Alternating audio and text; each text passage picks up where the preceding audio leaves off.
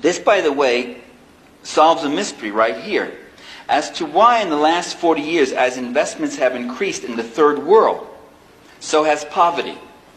We've been hearing for 40 years how the North must help the South. Go in there and bring them technology and help develop them with investments and such. And in fact, as those investments come in, what you get is more poverty, not less poverty. The condition of people in the third world today is worse than it was in 1940.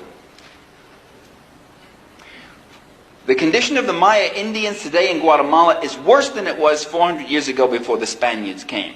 Before the Spaniards came, they had better land, they had corn, they had game, they had a better diet, they had a better level of social development than they do have today.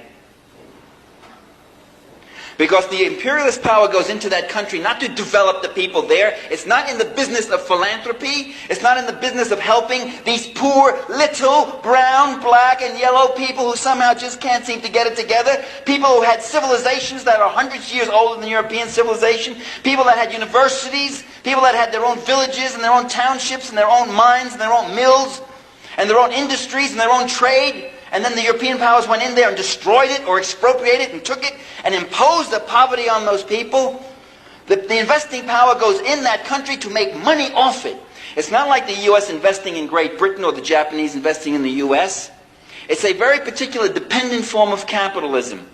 And development theory, as postulated by fools like Walter Rostow and Barbara Warden of book The Rich Nations and the Poor Nations, development theory anticipated the following. It said very simply, this capital would come in and it would take workers from less productive sectors of society and bring them into more productive sectors. So the man and woman who worked with the hoe would now be driving a tractor.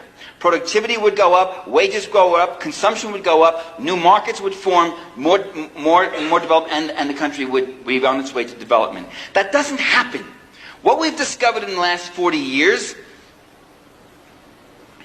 is that development isn't the goal of multinational corporations. Making profits is the goal, as it will be when they go into Poland and Hungary. It will be making profits for themselves, looking for bargain price, giveaway, privatized, denationalized industries, and then employing cheap labor and making as big and quick as possible a profit as possible. As big a profit, excuse the redundancy. Okay, now what they do is they go in, expropriate the land, turn that land into cash crop exports. Land that used to be used to raise corn and beans to feed the people is now used to raise coffee and cotton and sugar and tobacco for cash markets for bigger